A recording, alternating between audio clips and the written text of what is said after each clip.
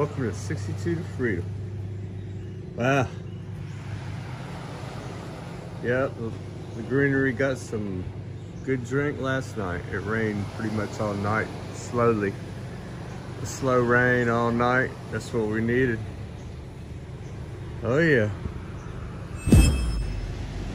I imagine even a typhoon would look cool. Just hope it ain't a really bad one. Coffee, coffee.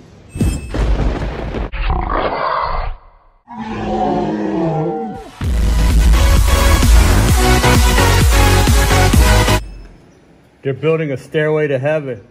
Sure? Stairway to heaven.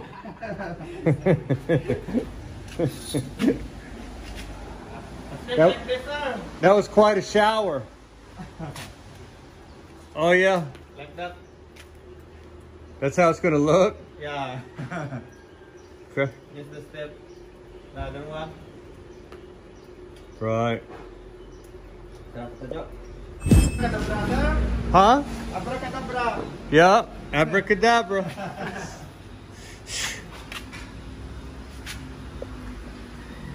You clean the bathroom, sir, no? I don't think so. Oh, you're here. Where was you at? I clean the comfort room of the... Oh, that's abracadabra. She's back. I thought you went home. What happened? I just saw birds flying up here with nesting material. Man, I don't want to hear a bunch of birds squawking up here. Come here. What y'all doing? Can't even see that. What are y'all doing up there?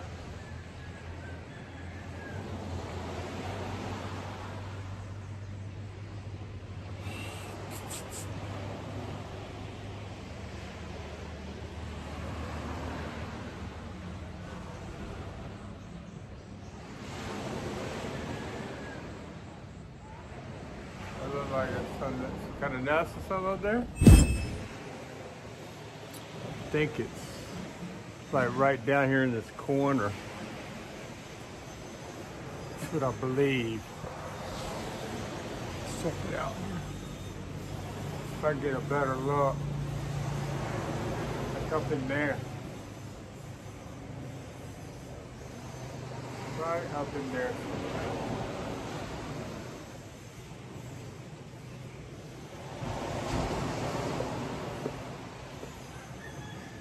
Or down this way, this area.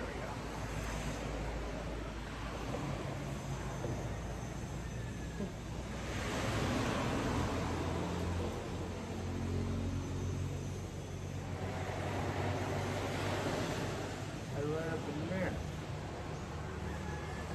It's hard to see that up in there.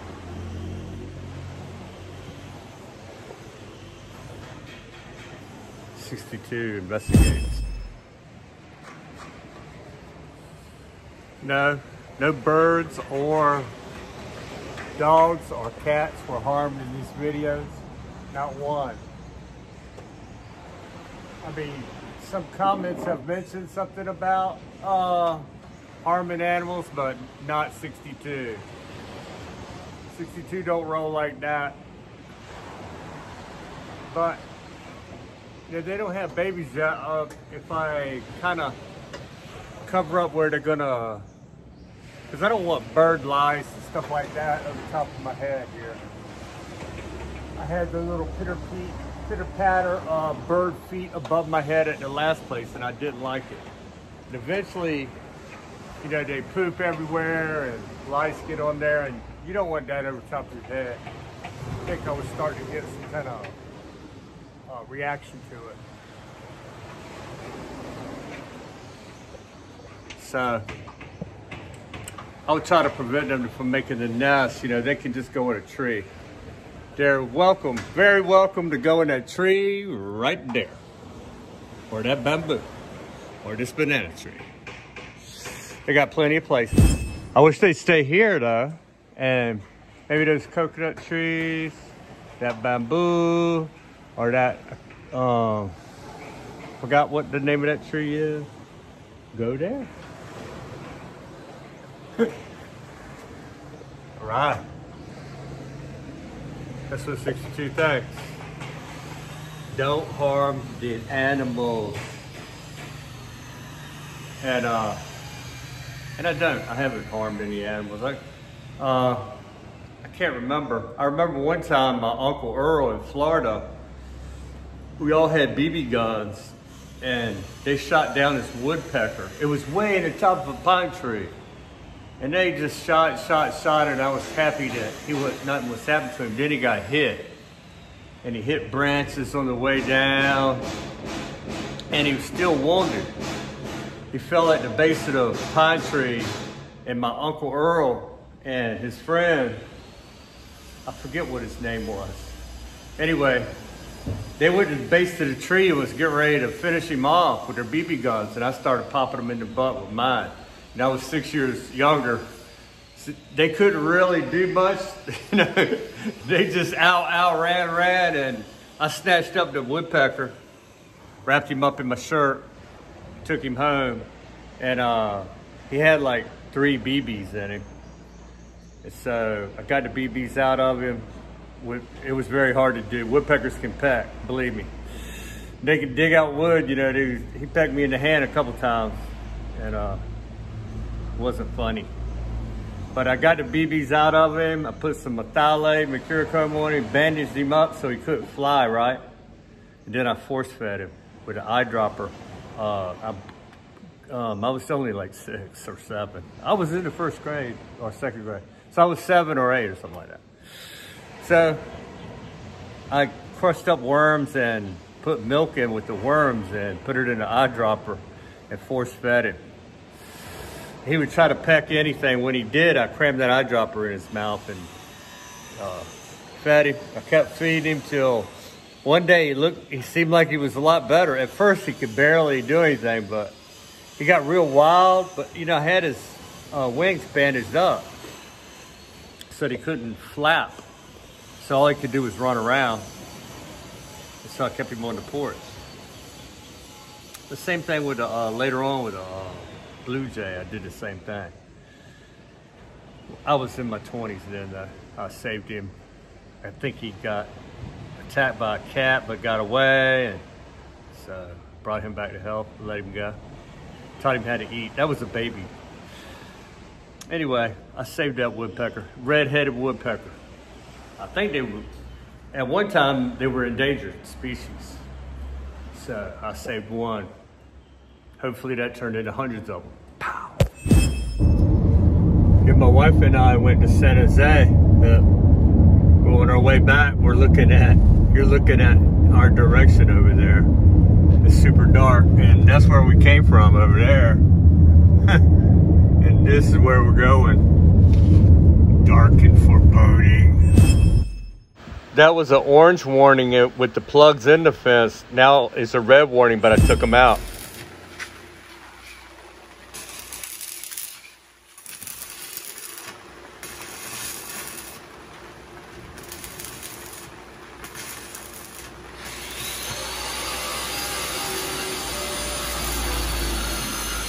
That's right, Gary's back. We got some stuff happening right here. Hey, we just came from the house that you were at before. There? Yeah, we bought some avocado, a big bag of avocados from them. You see there? Yeah, I saw the work you did there. It looks good. Yeah. Looks good. I didn't get any film of it, Ah, but okay. I saw it, what she pointed out. She was in a towel. She just get out of the wash, the shower. Wow, there's a lot of dogs there. Yeah, a lot of dogs there. That's a nice gate, but man, like 6 dogs came. My wife was scared to get out of the car. Don't get electrocuted, Gary. You visit there? Huh? You visit there? Yeah, we just picked up a big bag of avocados. Like, Okay. she's gonna sell at her store. She bought them from her. Woo. Huh? Okay, I'm gonna go. I'm just gonna get one picture right here. I'm coming. See the landslide? You see what's happening here, Mom? Oh my gosh. Look at that. Man. It just don't make any sense. So since they did all that, look how all the erosion, just from a couple rains, that's it.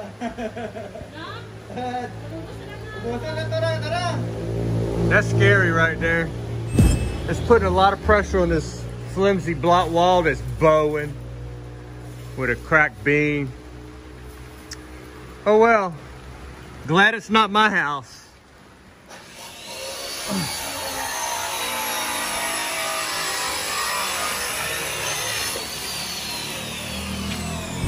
JoJo's cutting them up, and Gary's welding them down, and George is concreting up there on that end. Woo! He's anchoring the end down there, concreted in, and plus on the top, it's got the rebar bent over top of it. So that's good and secure. All right, that's it for 62. I gotta roll. Me and my Viking garb, gotta give my wife a ride to work. We just got back from San Jose, you know, bought some bunch of supplies.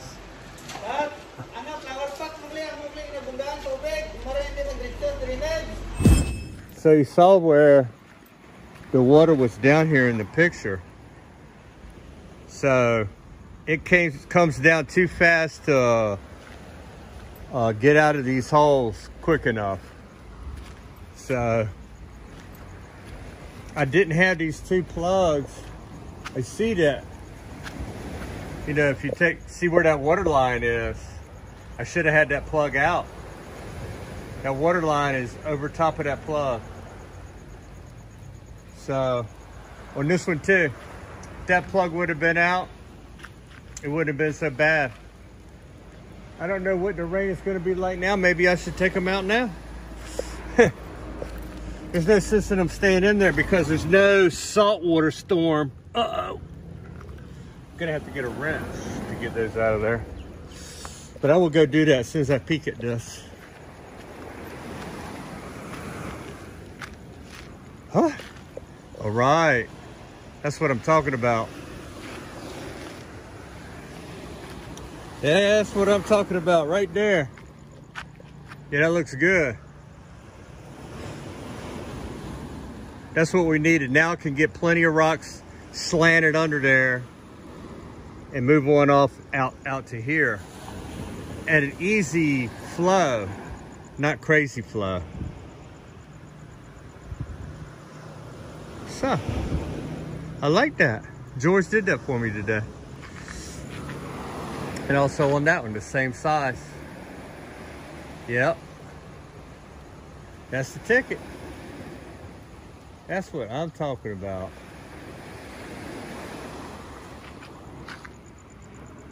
That was flowing right now.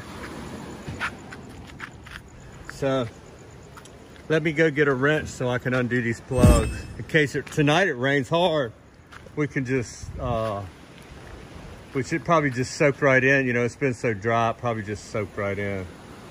Because it's got to go like, it's got to go 12 feet, 10 or 12 feet under this fence to get up underneath the footing and everything, the fence and the footing. Because it's all solid. There's no hollow block or nothing down there. It's got to go way under this. It's got to soak down under 12 feet, which it can do. You know, it's super duper dry. It can do that. Just take it a while. But this yard is mushy. It needs some grass in it. It's not mushy where the grass is, of course. So I'm gonna undo those plugs in case it rains hard tonight. It can just flow on off. Yeah, the water line went above those two plugs right there in the middle. The dirt from the water line is above those two middle plugs. I'm gonna go get a wrench and take those plugs out so it can drain. You not get sir that because maybe tomorrow I get that the cover. I'm gonna take the plugs out right now because I don't know what's gonna happen tonight. I don't want it to pull up right there and keep undermining the fence. I will take it out right now. But you know, if there's a saltwater storm, I will put them back in there. You know what I mean? Yeah.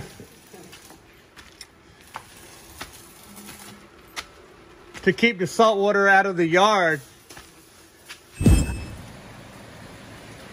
So, you know, it's okay to build in stages, like my neighbors here are doing, but sometimes, you know, you got to think about the stages that you're going to stop at. What is the point where you're going to stop off this stage and it's going to be okay until you move to the next stage? And here's one example. You know, they're planning on cementing that, and they made that pretty level, but we had a hard rain today, and last night it rained and soaked everything up. So then it all eroded away. You see all that wash right down the hill here. You see there's a big clump of sand right there.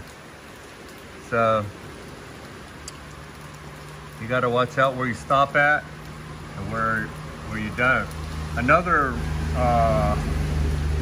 bad place to stop would be stopping where you got hollow block and steel in there and you don't seal it. You don't seal it up. You stop right there and you wait. So then all the steel rots. Once it gets wet in there, it starts rusting. Then you seal it up, it's too late. But you gotta be smart about it. You gotta be smart. I'm not that smart, but I mean, you gotta have some common sense about where you stop, because you don't want to ruin what you already paid for. So, you know, I made my mistakes building, but I never made that one because I thought about that. Wow, I don't want to do this. I don't want to do that, because I didn't have to do it in stages, but I had to do it before certain things, before it rained or something like that. But you know, you got surprises that pop up on you. So nobody's perfect and nothing is perfect. So, but you can avoid some things by, it's just like over there. You see all that steel sticking out of the top of the fence up there. You know, you see all that hollow block that's just open and not sealed up. If I did a hollow block fence, I'm not gonna worry about the other side of the fence, because that's solid concrete on this side, because it's got Sahara in it. All the way down this fence, every bag of cement has got Sahara in it, and I'm not really concerned about nothing happening to it. And the only reason this side is getting painted and, you know, skim coated and primed and painted is just so it looks good. That's the only reason. Oh, it really looked good. That looks really good. Woo! Oh, the hot tip.